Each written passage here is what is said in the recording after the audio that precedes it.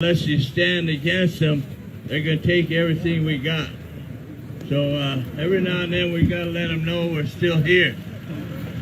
And it's about that time. So we'll be looking forward to instituting another boycott South Dakota because of the racism, because of the theft of our lands, and because of our women and children that's coming behind us. At least we could say we didn't sell.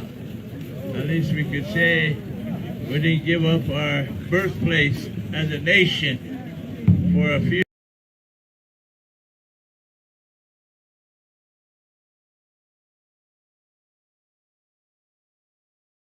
dollars, a used car, and a case of beer. That's not worth it. Those are the words of one of our great tribal leaders said by the name of Enos Porbear, and also repeated by Mr. Whirlwind Horse. Almost every president we had so far, and we had one the other night, was a guest when we first started on Friday night. Mr. Starr comes out.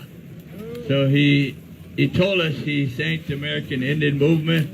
He said he believes in what they stood for, and he was just a little young man when it started here at Wounded Knee 50 years ago. So I want to thank him for coming out to support the effort of our people to remember those like P.J. Bissonnette, or either Webster Forbear, Tom Forbear, Buddy Lamont, Frank Clearwater. Buddy, we have our radio station named after him up on the hill, Keeley. If you look at the road to the Keeley station, it says Lamont Street, Lamont Hill. Anyway, that's a dedication to him and his family. I was here that day. I was one of the pallbearers. We put him in the ground right over here behind us, next to the other heroes of our people. So I just want to say that much on the behalf of American Indian Movement, on the behalf of all the Oglalas that came.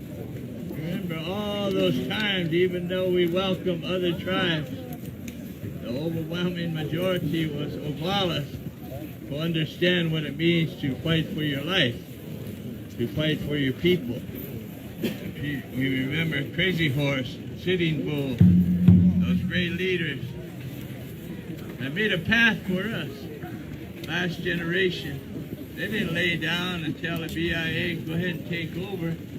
They fought them all the way. And I always remember Fool's Crow. When he came in, they let the chiefs in to have a dinner with us to see what was going on. So they thought the chiefs was going to give us advice. So they asked Fool's Crow to say a few words. And he said a few words, and then he ended his talk with, he didn't say give up, lay down your arms. He said, be brave.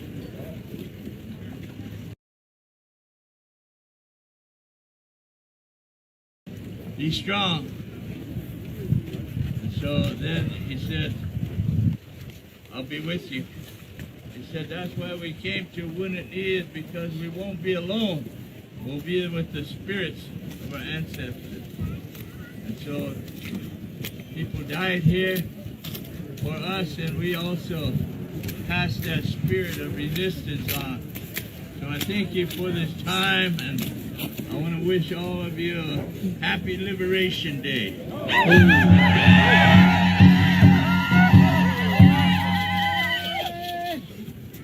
Oha wopila Alexia. Again, Mitakiapi.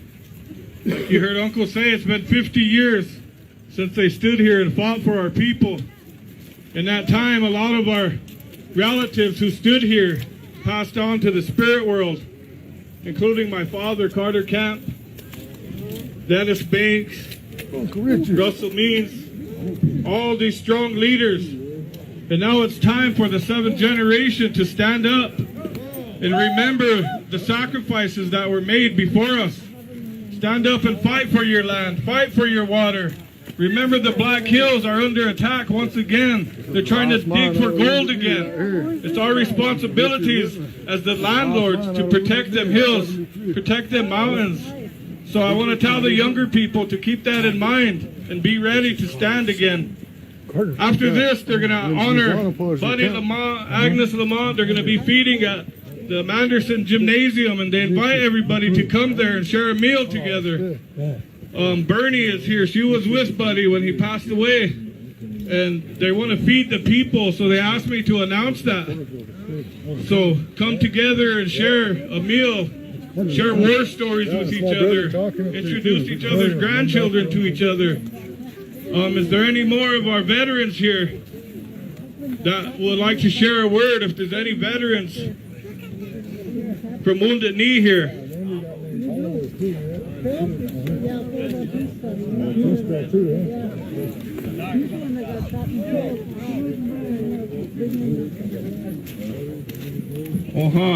We're going to have our president of the Oglala Sioux tribe come and share words. It's a historic moment here today.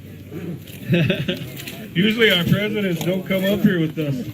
Kind of scared, but Ata Kili, this is a good day today. Wofila, Washte, well, thank you for coming.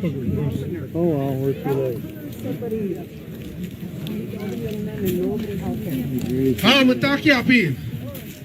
Frank Starr comes out. OST tribal president. I'm also a veteran. I'm also a Tokala. And I come here today as a supporter, and I also want to honor everybody here, because it's time that we unite. It's time that we come together as a people, as a nation. During my time in office, just my short time, I was able to talk to other tribal leaders. I'm also the leader of the Great Plains Tribal Chairmen's Association, which is all, I believe, 9 tribes in South Dakota and 16 total from the surrounding states. So I represent not only the tribe here, but the Great Plains. One thing I want to do is unite everybody. So that's what I'm working on. Today I come here in honor of my relatives, my mother, my uncles, my aunties, my grandparents. My grandparents' ranch is where they had the shootout.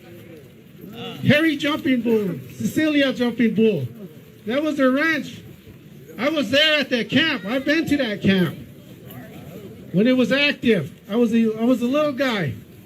My mom, Della Mae Starr, was fired along with other CHRs during that time for standing up for their people.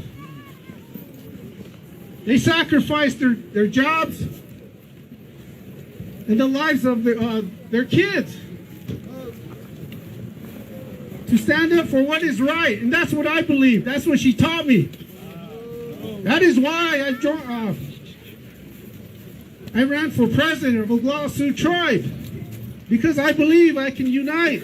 I believe we can come together as a people. There's a lot of division going on, and we need to stop fighting.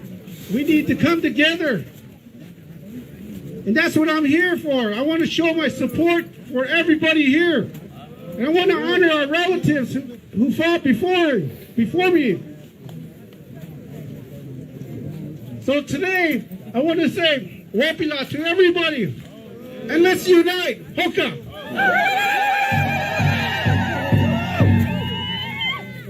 Wapila. Bruce Galley will be our next speaker. My name is Bruce Galley. I'm from northeastern boundaries of California, like that. And I'd like to just say, a few words like that today, because you know, it's not so much about, you know, my name or where I come from, but it's about us. It's not about me, myself, and I. It's about all of us. And all of us, we want to acknowledge the 50th year. Wounded Knee. We also want to acknowledge the veterans that are still out there in other states, in other towns, that had a hardship, that might not have a vehicle to come here, might not have gas money to get here, or might be home taking care of their grandmothers, grandfathers, and also the women taking care of their babies, or might have to go back to work. So we have to understand that we need to acknowledge this like that, and honor them, and show our acknowledgement and appreciation. Thank you. Honor and bless. Go Well, next I want to call upon Richard Whitman. He was one of the last ones. He was the last one out of Wounded Knee in 73.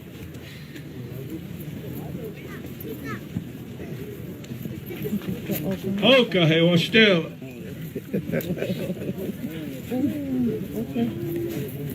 Oh, greetings. Just a short. I want to echo everything that's been expressed here, you know. And as the brothers say, you know,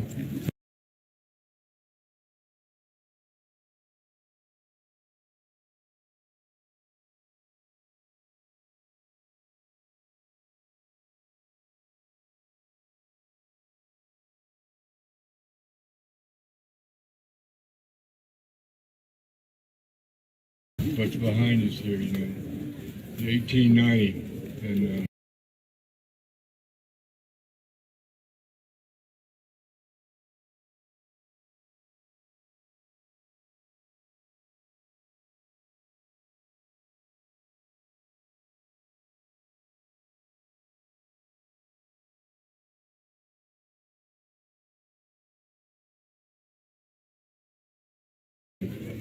it's been good to see 50 years later to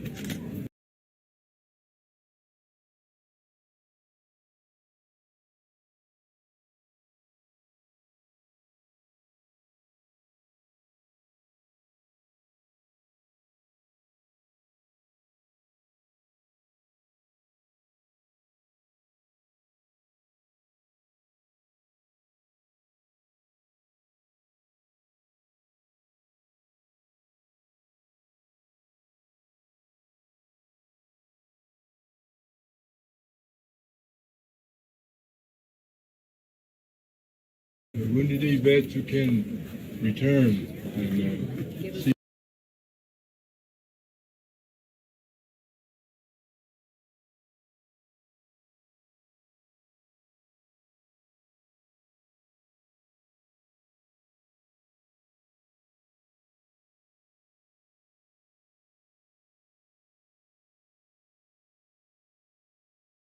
Each other in first person after 50 years.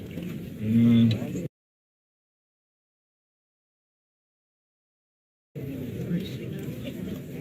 Wounded Knee changed our lives, Indian country, and personally, and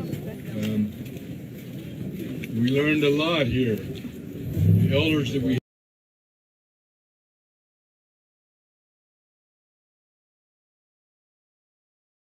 had here, they're all gone now, but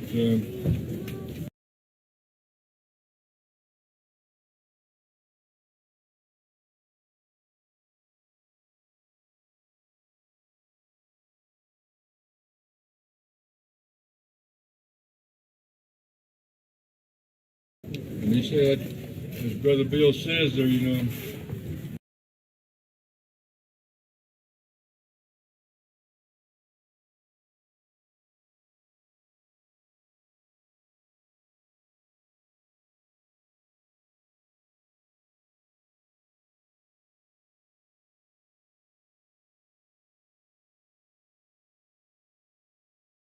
Bulstrode said, come here, the Spirit will be with you. And I want to echo that, and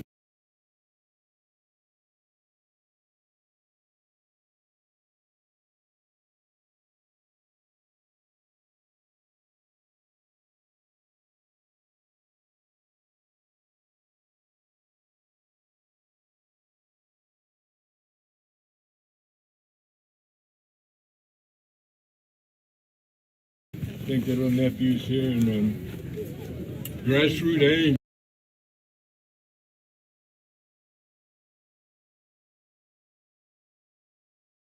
You know, we made some mistakes.